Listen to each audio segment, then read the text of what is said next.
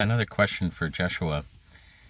In the last recording, he talked about sort of coming changes, transfiguration, and this idea that the only thing that was happening was there was a gap between a separation, as it were. The Course in Miracles talks about what we're experiencing as being a dream of separation.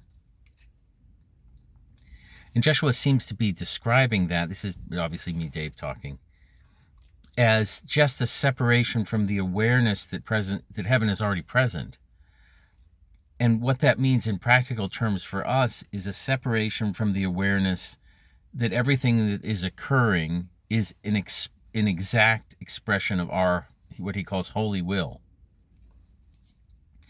In my long sessions, 9 years of channelings, I'd have private sessions with the Way of Mastery channel in the mid-1990s through the mid-2000s.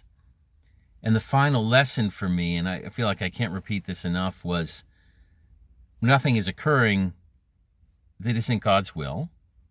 Jeshua said yes. And the second piece was, well, the new teachings all are teaching that we're not separate from God, whereas that might have been not the thought way back in the day. And because we're not separate from God and only God's will is occurring, that means that there's only one will occurring and that it's ours also, that we can get in touch with it.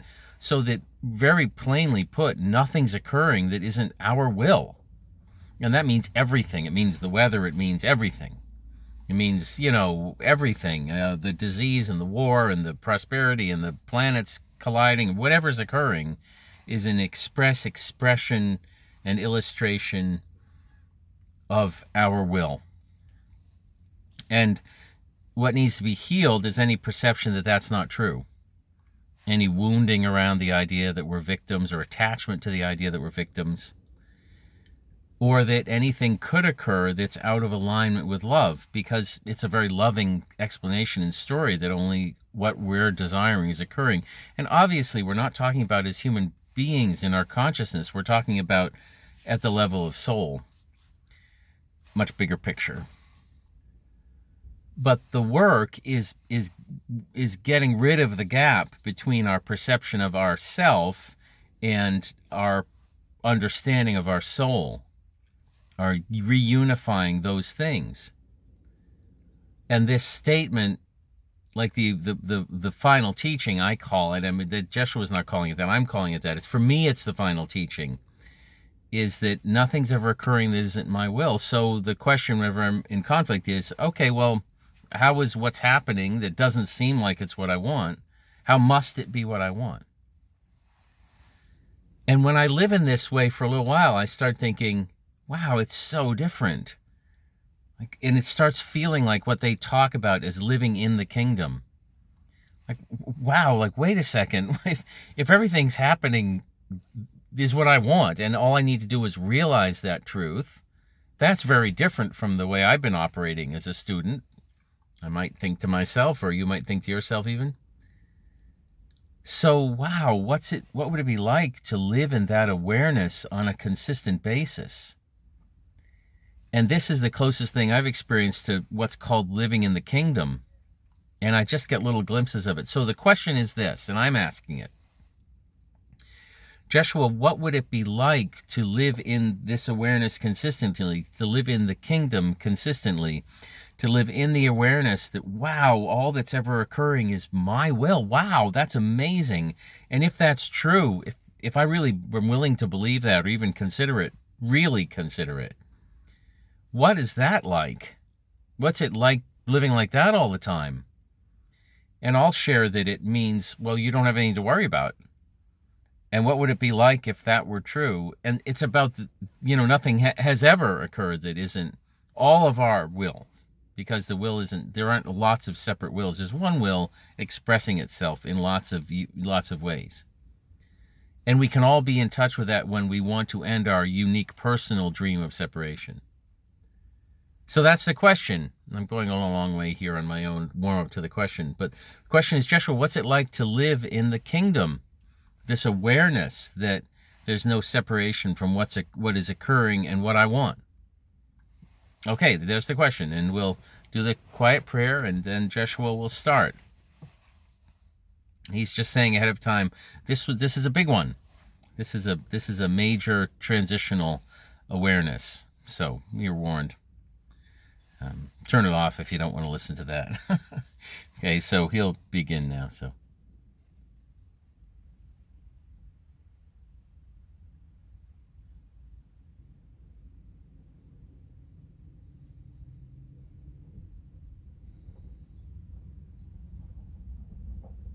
Indeed, beloved friends, it is not only me, Jeshua, as you would know me, Yeshua, Jesus, Sananda, some might call me, and there are many other names.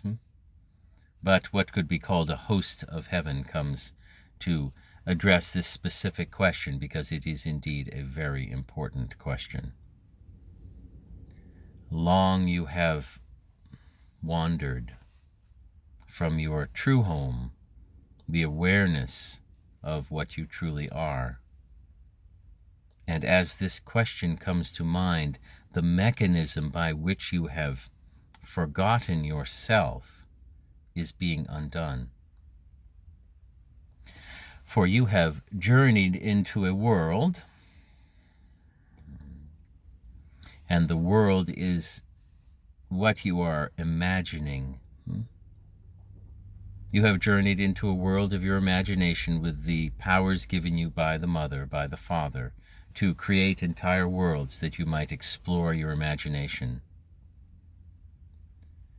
You have journeyed into a created imagination, imaginated world, which you have convinced yourself is your reality. But there has always been something in it that feels not quite right. And you have listened to that, and now you are beginning to come back to the truth, to the reality of heaven. And heaven is that you are free, and the power of choice is given you. But it is also that that power of choice can never be lost because of the nature of reality. You cannot get lost permanently. There is always reality pulling you back. And the doorway between those worlds could be described to be this, what we will allow to be given as the final lesson. There are many final lessons, but for some, this will be the final lesson which walks them through the doorway of truth, back to truth.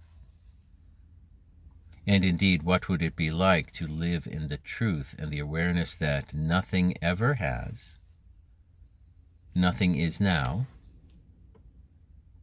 and nothing ever will occur that is not expressly the function of, the expression of, the reality of your holy desire, your holy will, our holy will, the holy will, the Father, the Mother, their holy will. For there is no separation between my will and your will and the mother's will or the father's will or the brother's will or the sister's will, however you might structure your awareness of relationship. And that changes everything if you would receive it. Receive it in a personal way, not thinking about imagining what is going on for all these other beings, as it were, the individuated sparks of the one, but what is going on for you within the individuated spark that you are, in the awareness that you are bringing to the reality of you. And what if you did start your day, we are speaking metaphorically, your day is the beginning of what is your current experience, yes? This new day is occurring at this moment. What if you started your day now with the recognition, and we say recognition, not belief, that nothing could occur, has ever occurred, or will ever occur that is not, to put it in the simplest terms, what you want. And we will add to that it is not in conflict with what I want or what the mother or father wants. You are accessing in your awareness of your will, in the awareness of your desires, the one desire, the desire of the one expressing itself as many. And this is why the issue of desire is so focused upon in the teachings. Because it is your link with that flow of oneness, which is all that is occurring. But for now, this is the lesson that we are focusing on. What if it were true, and it is true, that nothing is occurring that is not your, we will use the term personal will, because in truth, will is not separate. You can have an imagined separate will that you might call your personal will, but we are calling it perhaps capital P, personal will. The will of your higher self, yes? But you are not separate from that in truth. And the only work that needs to be done, as it is called, the only healing is the recognition of that. But we are saying, let's just say that has occurred. And you are willing for an instant to imagine and see through your imagination, get rid of the veils that you have put up between yourself and the perception of reality through your imagination. The imagination creates the perception of veils, and it releases the perception of veils, returns you to the truth. What if it were true, what Jeshua is saying? Nothing is occurring that is not what I want, and if I see something else, then I need to correct my thinking. You don't need to, but it would lead you to truth to correct your thinking. And learn to see how it might be that, everything, perhaps, my God, everything is exactly as I desire it when I am truly in touch with my heart's desire from the position and perspective of being a soul that knows it is immortal and safe. And that is who and what you are. But what would it be like to live in that awareness? I'm worried about having enough money in retirement. But nothing can occur that is not what I desire. I'm worried about aging and all that comes with it, and all that goes with it. Yes, but nothing can occur that is not my desire. I'm worried about how the children will make it in this world. Yes, but nothing can occur that is not my desire. I'm worried about how the virus will spread, or how the governments will react to wars and all of these things. Yes, but nothing can occur that is not my desire. I do not need to fear. What if that consciousness made a deep home in your being, and you simply sat there, realizing this is true? What then? Is that the end? We will assure you that when you return to this awareness of oneness, one will, your perception of separation will have healed. And you will still find yourself a unique, individuated being, an extension of that one will, in harmony with it, being lived as it. And you will surf with the Father, with the Mother, on the flow of desire, God's desire, which is to extend love. And you will be the recipient of that extension.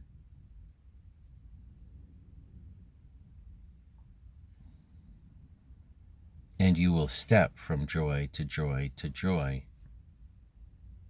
And you will live in gratitude, like what is the child in the candy shop, or the Christmas morning for those of you who do this.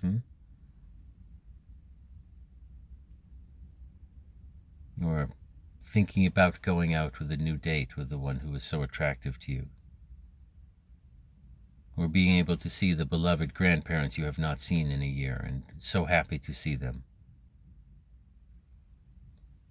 You will have returned to the awareness of the truth. And you will merely live in the truth, which is love, which is joy. But you may begin this process now by merely sitting in the kingdom, which is where you are, allowing the remembrance of the kingdom to come back to you, which is simply that nothing can occur, not the fall, not the separation, not the weather, not whatever it is, nothing that can occur that at the level of your true being is not your will. Not my will, but thine be done. That assumes that the father, the mother, knows your true will and is doing what is best for you, and you have lost track of it for a bit. That they know what you really want. But what we are suggesting is that you have the power to know what you really want. So it becomes, yes, my will and thine, which is one, which is harmonious, all be done. Let our true will be shared and done as one. And so it is. Amen.